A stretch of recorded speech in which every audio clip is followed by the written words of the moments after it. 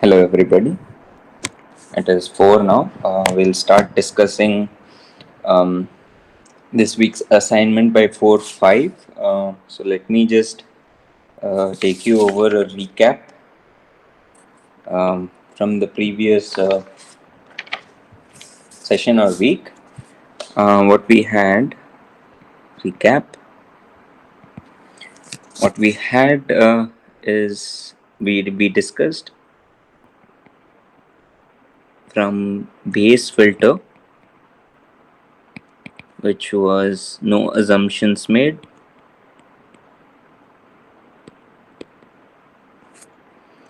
to Kalman, or say Gaussian filters, where the assumption was that it is a Gaussian distribution, right?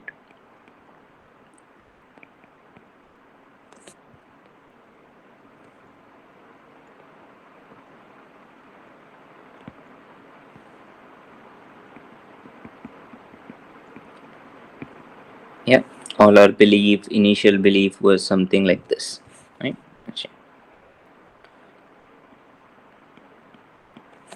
Okay. Then after that, we saw our measurement model, um, our state transition model in specifically Kalman and extended Kalman filters.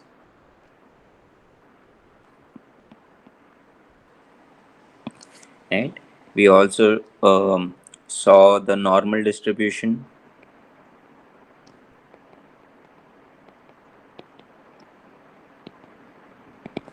which was 1 by 2 pi root over 2 pi variance, right, times e power x minus mu variance, right. Then in multi-variable also we saw this. It was something like one multi-variable Gaussian distribution. We also saw that was something like this, right, and this was your standard variance or standard deviation. Sorry, it was a variance and minus half xt minus mu naught, same like this one, but then this was your covariance that we had defined last time. That will be xt minus mu naught. Since this is a vector, this is like a matrix, but let's just keep it tensor, and this is vector, right? So what we get from this vector times tensor times vector, this will be a vector. Yeah, this will be a vector, this product vector times its transpose. It's going to be something like this, right? It's going to be one particular variable, or this is going to be a scalar. This will result in a scalar, right? So this is what we had discussed, and it's almost 4-5. So let us get started with our material for this week. Then we'll discuss the assignment and all that. Okay, so let me also just submit some extended Kalman filter had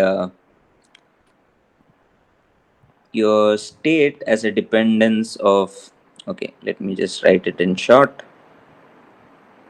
right? It was in a dependence of g as a function of the previous control and the state, and then your measurement model was also a function of h. These function by itself, they are nonlinear as compared to Kalman filters, where we also assumed that it was linear, right? Let me just put it here, linear model, right? Motion model, sorry, right? Let's keep this underlined because we will be dealing with motion model today, right? Yeah. Now with this, we linearized in a vicinity, right? So this was a contrasting difference between these two, and we also last week also covered particle filter and binary base, but we did not cover that in this lecture as our assignments broadly wanted knowledge from Kalman and extended Kalman. Okay, with that, this is end of recap. So we'll go ahead. Let me just check, is my mic on? Yeah, okay, no issues. All right. Yeah, there's a so the first thing is our odometry model, right?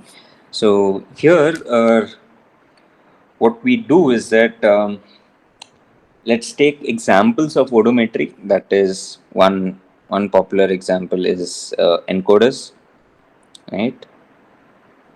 Right. The second one is a resolver, right?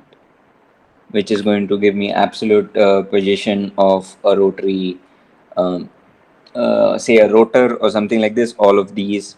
This can be a linear encoder also, right? Rotary,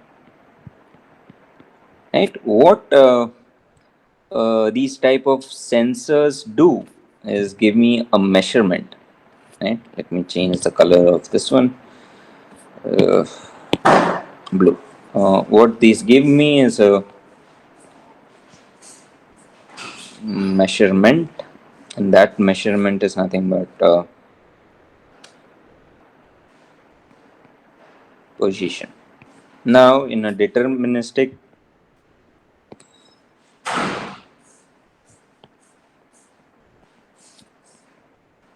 model, we would be interested in taking this position as a control for the control of the system. But here we'll be using it to determine the position of the robot or the system itself. So what this does is, let's take, we have a robot which can rotate and translate, right?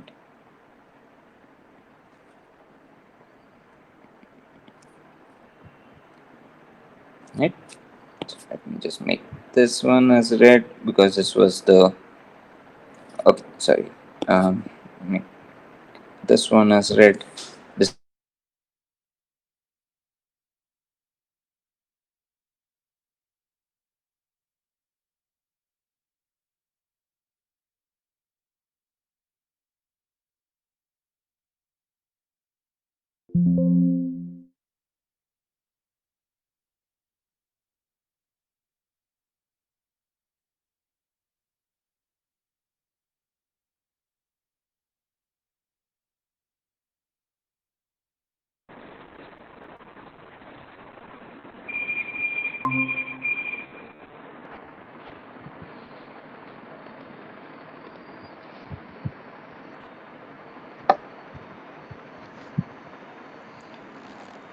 yeah, you're back. There was a power outage and I lost you. Yeah. Yeah. Am I audible? Yes, I am. Okay. So this is your pose 1. Let's take this as pose 0. It's going to position this way, right? Pose 1, and this is P2, pose 2, right? So here we have some rotation, right? Let us take this as theta 1, some translation, that is L1.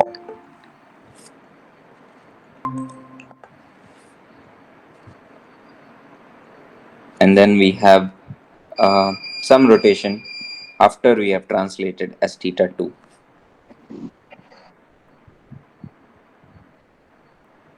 Uh, Hi Fenil, I see you have joined just now. So are you taking this course, or how is it? No, actually, I have taken it, but I've not been able to continue with it. I have missed a lot of lectures and all due to other work, so Yeah. I couldn't find time. So I just try to do it later on, like or whatever notes and all is available. The video lectures are available. I'll go through them later on. That's why I couldn't even give the exams. Okay. No issues. No issues. You're Yeah. welcome to attend the sessions. I am presuming that um, you have not gone through this week's lecture. No, no, I haven't. I haven't. I just got some time for some time. I thought, let me see the check the emails, and I saw. So Okay. just because right now it's going on, I sat down and opened it up. Okay, no issues. I'll keep it as simple as possible, and I'll also take it in detail so that you can. This is a recorded lecture, so once the recording is posted online, you can go through it once you're familiar with the content, right? So Okay. this is Yeah. what I given a recap. Last week we had covered some filters that does not or you can say that there is some construct onto those filters, that is that your probability is distributed through a continuous function, right, a continuous space, right. So for the convenience, I'll keep you on mute. Is that okay, Fenil? Yeah. Yeah. Sure. Thank you.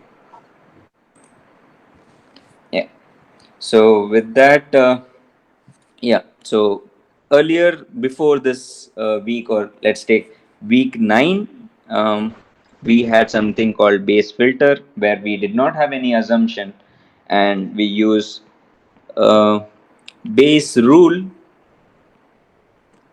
that is from our conditional probability.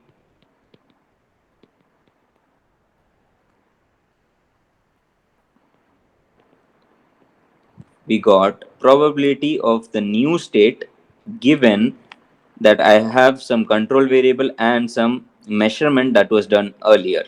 So I'm skipping all the derivation of how we are using only the previous state rather than the history of the state. So it's called Markov property.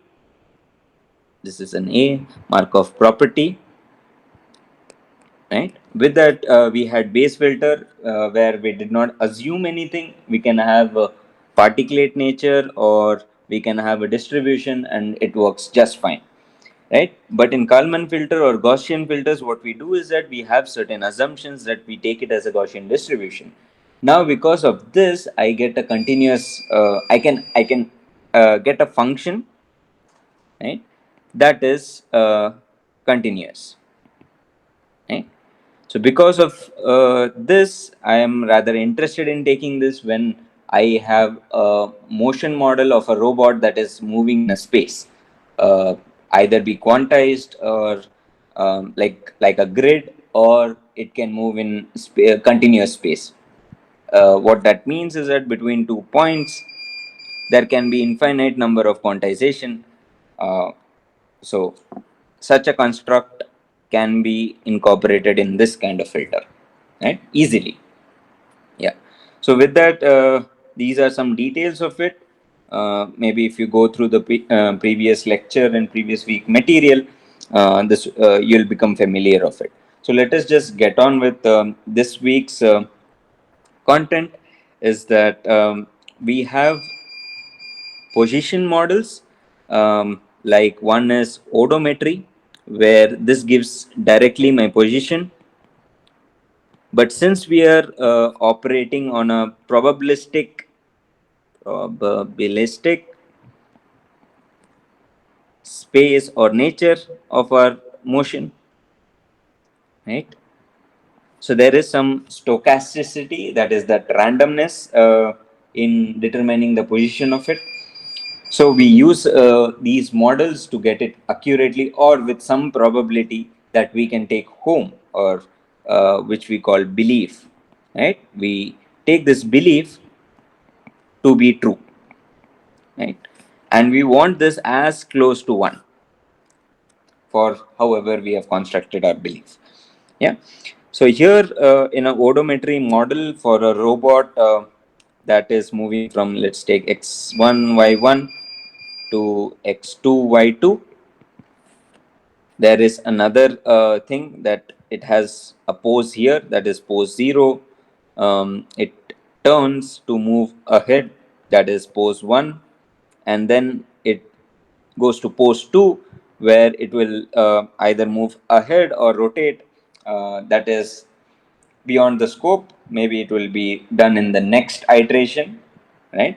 So for this iteration we are just concerned in how it is going from pose 0 to pose 1, translates how it goes from x1 y1 to x2 y2, and then how it goes from pose 1 to pose 2. So here our motion model, like okay, so I think before Fenil joined, we had covered this, that this is a measurement. So what I get is a measurement model, right? Measurement model, that is nothing but probability of my robot being at a certain state given a control signal ut and knowledge of the previous state it was in. That is nothing but x1 y1. The new state is x2 y2. This control signal is what we will discuss now. That is nothing but the motion model. This motion model for an odometry type of sensor, or type of um, okay, let's take odometry model itself. uh, we would have our motion model as delta rotation 1, that is nothing from um, pose 0 to pose 1, right? Yeah. Delta translation, that is nothing from that is nothing but x1 y1 to x2 y2, and then we have delta rotation 2, that is from p1 to p2, right? So this is our motion model. Our control signal is going to be uh, the control signal is going to be nothing but your previous state and the current state. So this can be written in a comprehensive way like delta rotation 1, delta translation. Because of this delta, there is previous state also encapsulated in this control signal, right? Delta rotation 2, right? Now here the probability of, let's take this rotation, that from p0 to p1, the probability of it, right, is nothing but the normal distribution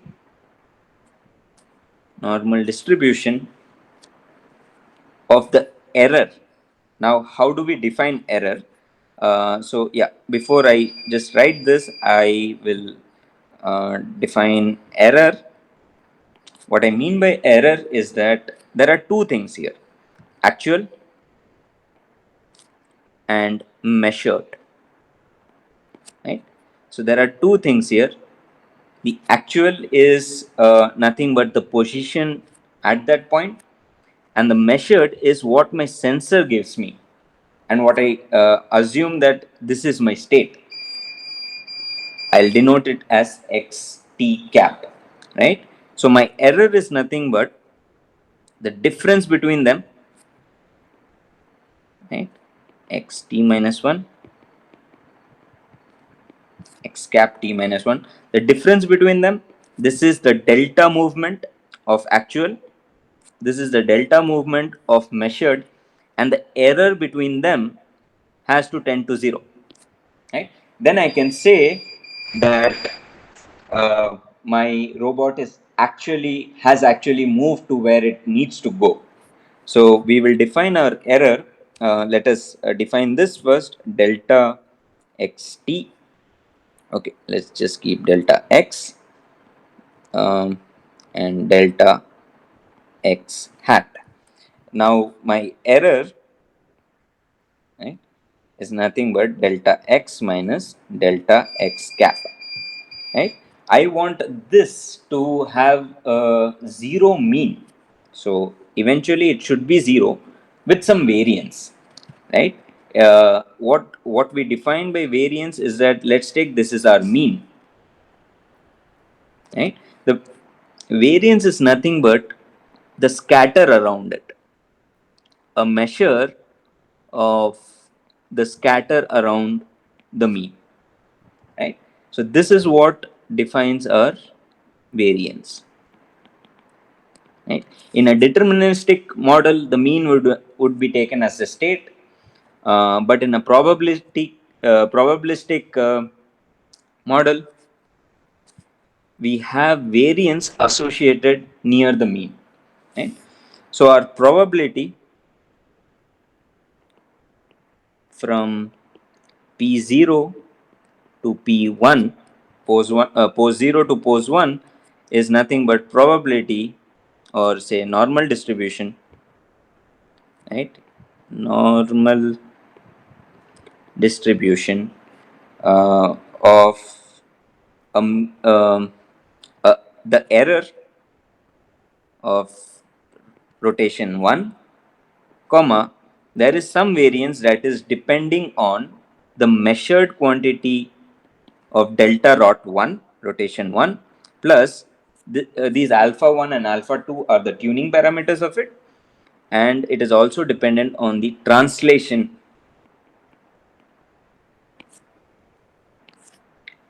measurement, right? So what is this error? This error is nothing but delta rot 1 actual, this is in the actual space, minus delta cap rot 1. If I have to elaborate, this is nothing but let's take theta 1 minus theta 0 minus theta 1 that is measured minus theta 0 that was earlier measured, right? So this is nothing but my error, right? Error delta rot 1, right? This is the mean around which there will be a scatter due to the translation measurement and the rotation measurement. And why we are taking translation, why not only rotation? Because this translation is going to also change the pose. Like had my model been here versus here, this is along this direction, but I need to be here, right? Let me put red as the initial pose, right? This is the P0 pose, this is P1, right? I need to be here, but because there was some translation delta measurement that happened, this also contributes from, the desired position that needs to be, okay, sorry, desired position that needs to be here, pointing this way, right? I have to account for this error that is come up, right, from the measurement model, from my sensors, right? Let's take, I have a camera which tells me that this is from the centroid distance is something, and that has to be accounted in my probabilistic model, right? So this is for probability p0 to p1.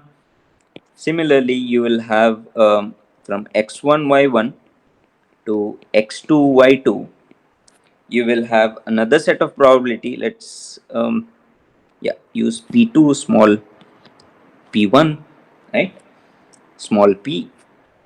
This will again be a normal distribution with a mean that is nothing but error delta translation, and with the variance alpha 3, this is a different tuning parameter. It will definitely depend on the translation measurement, plus alpha 4, which will alpha 4 is another tuning parameter which will depend on now, which will uh, add the contribution of two parameters, that is um, yeah, delta rotation 1 plus delta rotation 2.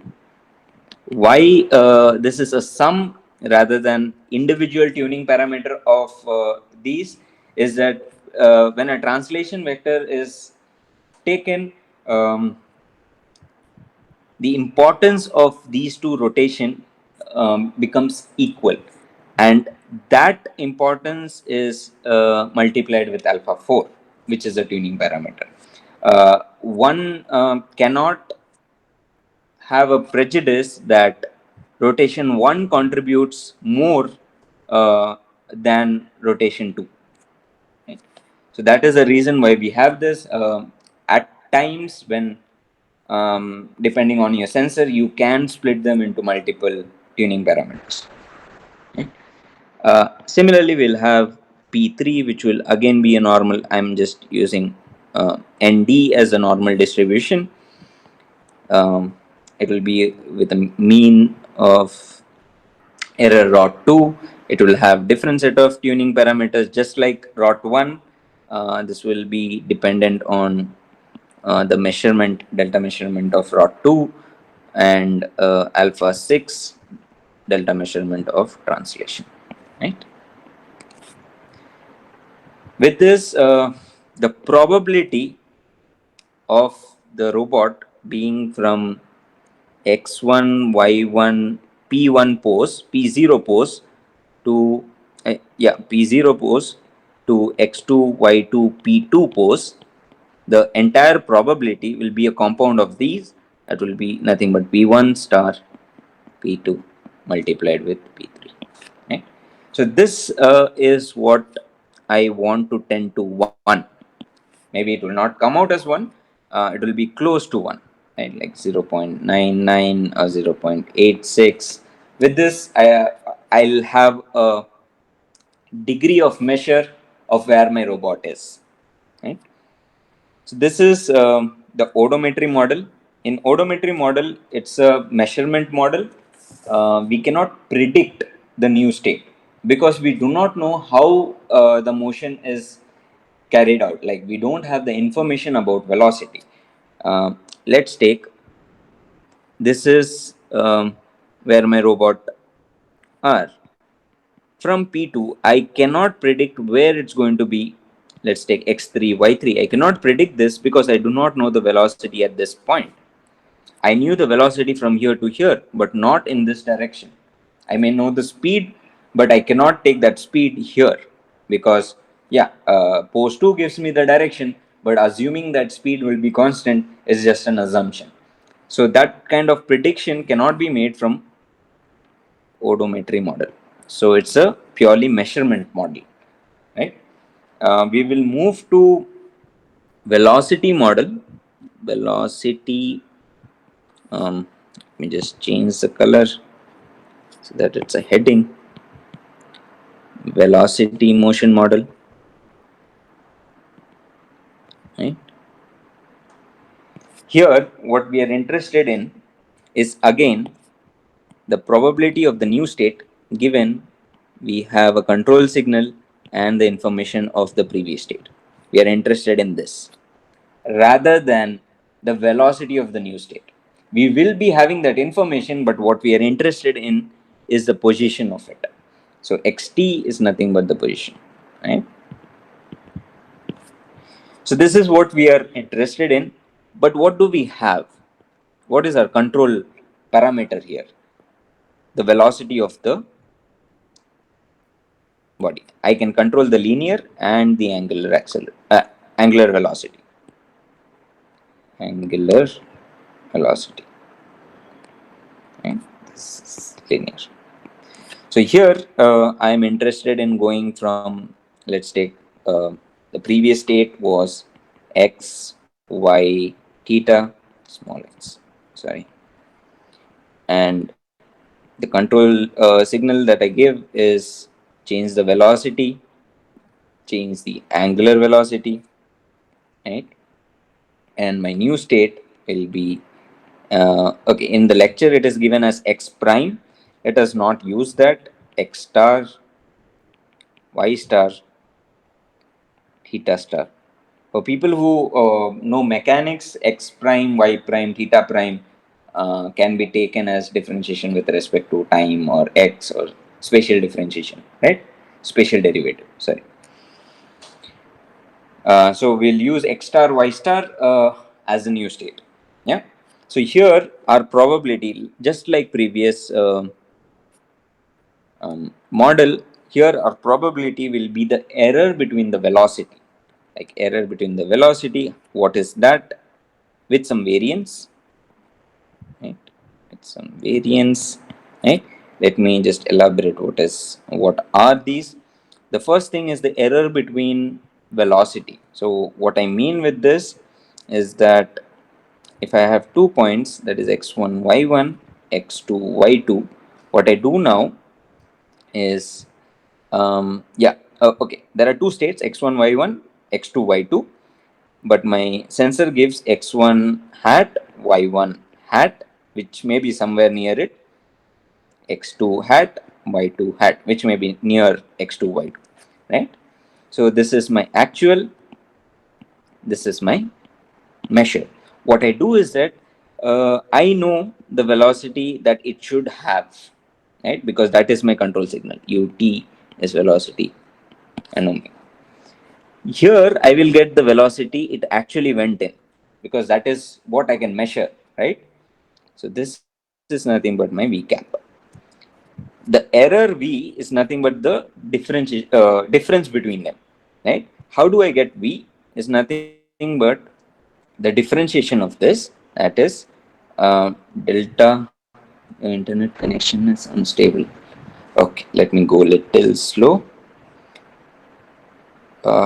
Yeah, so this is going to be delta distance, right, by delta time. In a computational environment, we would use quantized time to differentiate and get our instantaneous velocity, right? So here we get this from this. So how do we get this distance? Is nothing but root over. Okay, for convenience and to save space, let me just make it L2 norm of x1 y1 x2 y2. Okay. This is nothing but the hypotenuse between these two, right? So you'll have x1 minus x2 the whole square plus y1 minus y2 the whole square, the whole over root, right? Delta t. This is the fixed quantization that we have for our, and we'll have v hat, that is nothing but L2 of your x1 hat y1 hat, right, comma x2 hat y2 hat, right, divided by delta t. Now what I am interested in is minimizing the error of this. Minimizing as in we just want our mean to be close to zero, right? The variance near it will be from our control signal that you need to move at velocity v. The tuning parameter is alpha 1, and rotate about that point with angular velocity of omega, right? So this is our probability, um, the position probability, right? Ev come alpha 1, this is a position probability, so we'll give it p1, right? Now p2 is that my angular velocity is same, not that it is our angular uh, position probability. It is just that my angular velocity is same, so that my pose that I have at the end, right, meets the pose that it should have, right? Uh, no, no, no, no. It doesn't mean this. Sorry. This is the next probability that we'll come to. What this means is that, let's take, it was supposed to rotate at omega and it has rotated at omega hat. The difference between them is again minimized. So that is what P2 represents. What P2 represents is that how fast am I rotating as compared to actually how should I rotate, right? So this is P2, and P2 depends on again the same, but with a different tuning parameter, velocity v and alpha 4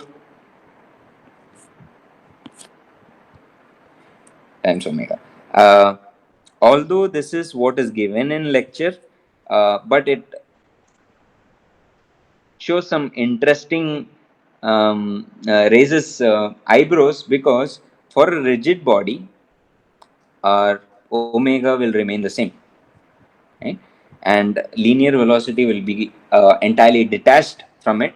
But I think they have used this as a model, like if your rigid body is, separating, or maybe um, it has some probability of its, you know the centroid can be different from two poses. That could be a reason why this is added, right? um, yeah, but if we had a deterministic model, this will actually not matter, and same here, it will not matter with omega, right? So the third probability is that pose 1 and pose 2 is same, right? So that is nothing but error between pose. So how do I define it? Is theta hat minus theta divided by delta t minus omega. Here you can see that it is a sense of omega again, minus omega, with that of an actual. I would get that my position, angular position, is aligning between these two. Whereas for this one, we had a different way of measuring, right? So this theta hat was not used here, because all we have is omega. All we can measure is also omega, right? Yeah. So this will again have a variance that depends on linear velocity and the angular velocity. The entire probability from, let's take x1 y1 theta 1 to x2 y2 theta 2. Okay, we had given x comma y comma theta, x prime, sorry, x star y star theta star, right? From going from this position to this one, the probability will be p1 star, p1 times p2 times p3, the compound of these three probability. This probability is telling me how close it is to this position after we have given a signal ut, which depends on the velocity and angular velocity, right? So these are the two models that is given. Based on these two models, you can employ even the concepts that we had covered in previous lecture to come to something called occupancy grid mapping, right? What this is, all the above, or all the previous model. Okay, I forgot to mention one. This can, because of this error, right? Because of EV and EW, I can, or one can, predict the next state.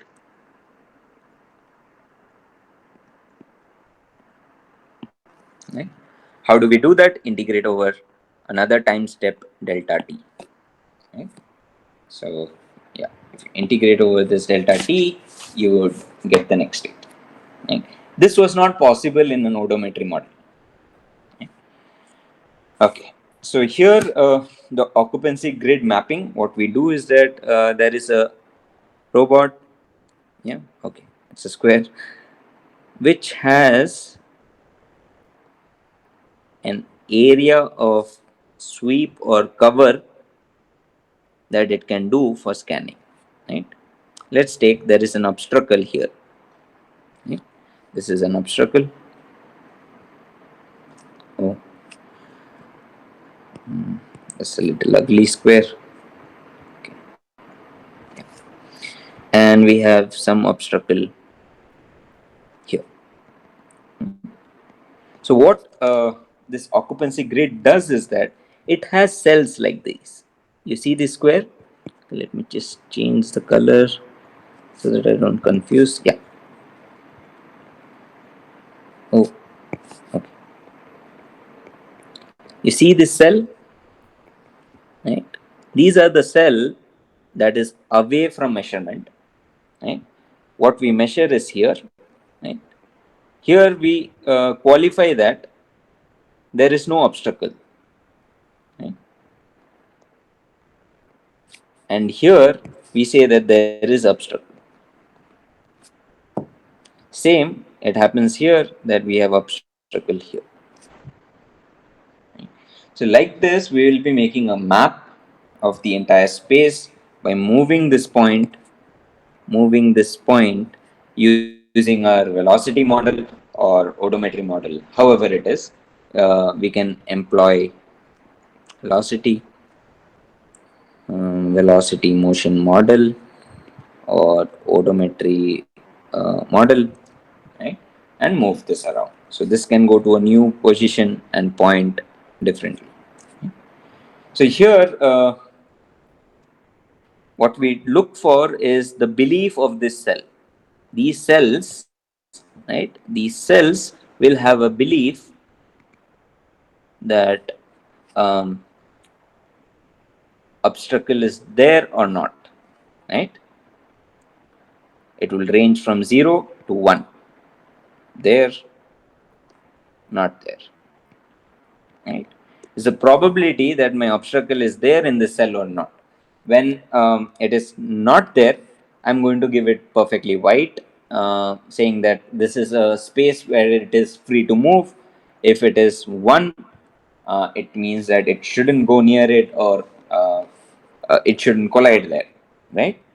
And here what we do is that here you can see it requires an inverse sensor model. Okay?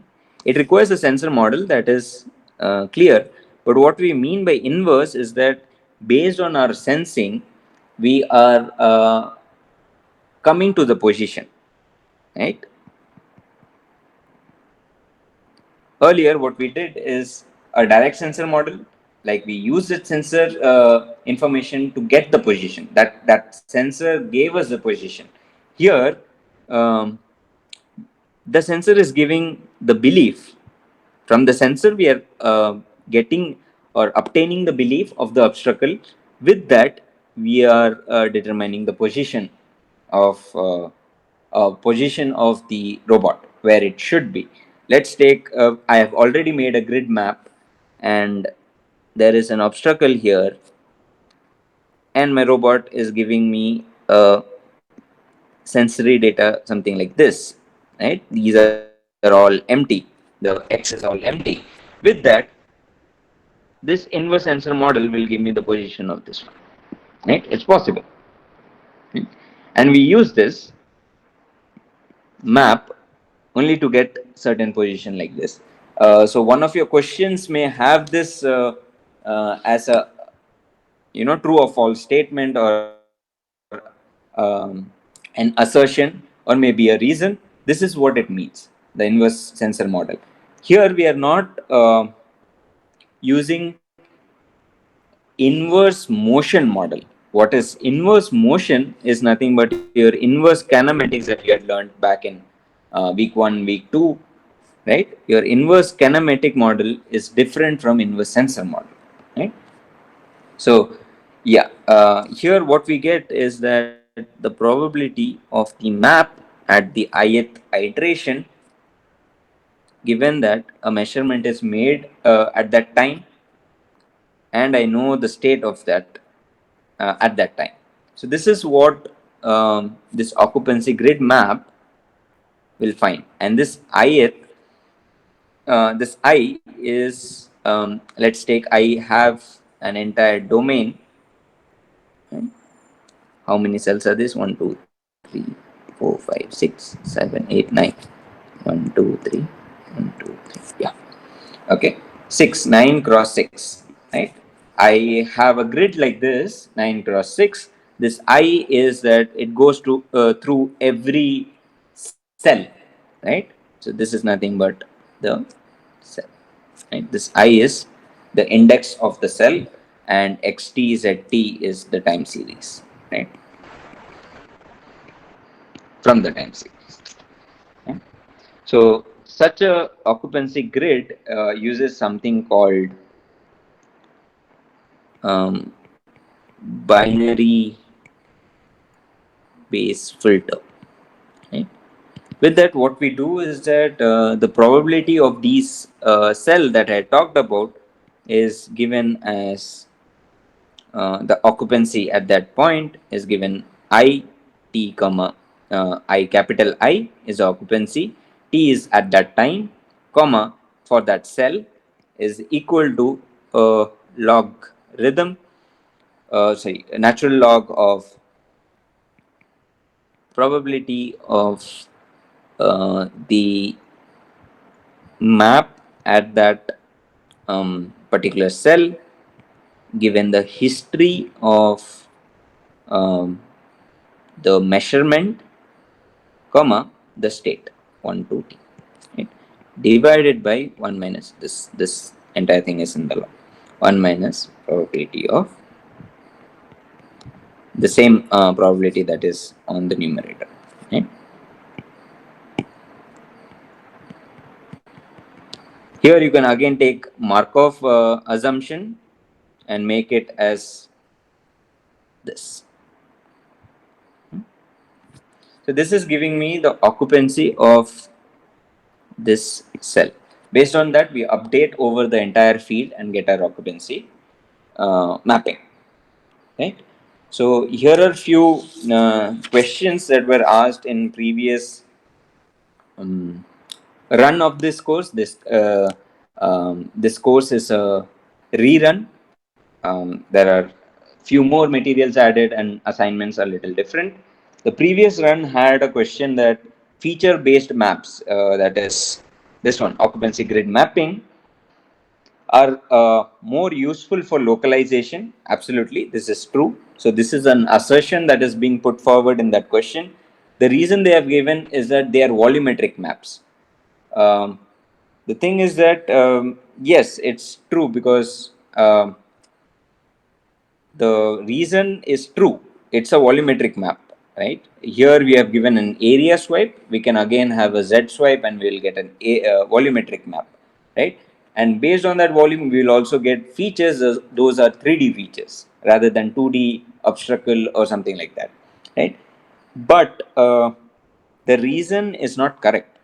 The feature based maps are used are more helpful for localization because of this inverse sensor model, right? Based on that feature, I can understand where my robot is, right? This is the actual reason of why feature based maps are more useful for localization, right? This is one of your questions. We have covered that the inverse sensor model actually gives you, based on the obstacle, you can get the position of it, right? There are a few more questions about velocity and odometry models, which we have comprehensively covered with the statements that I have given that um, odometry model is a measurement based model. You cannot predict the next state. In velocity, yes, you have a prediction, but here the thing to note is that these variants are dependent on the control signal. They are not arbitrarily unit variants like we used to take our initial belief back then in Kalman filters and others. Right? So those are the key highlights that one needs to understand.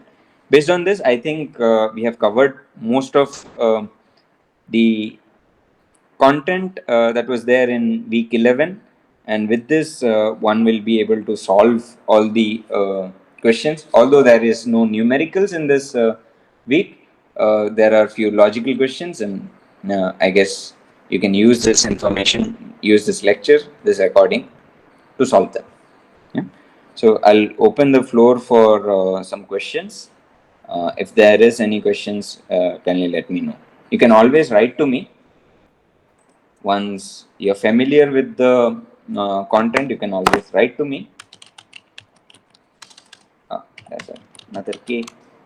Vivek Khatwa @isc.ac.in. Yeah. Vivek Khatwa. Yeah. You can always mail me. Uh, so yeah, my lead time is somewhere around 1 to 2 hours. If it is in a working time. Yeah.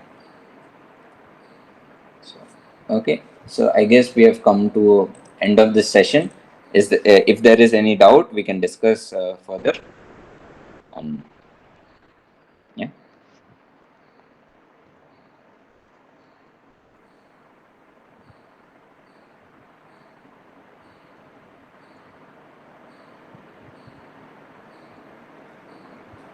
okay. I presume there is no doubts for now. If there uh, arises a doubt, maybe while solving the questions, or uh, maybe by thinking, right? If you're thinking about the content that I've explained, if there is any doubt, please write to me. Um, this is my mail ID. Yeah.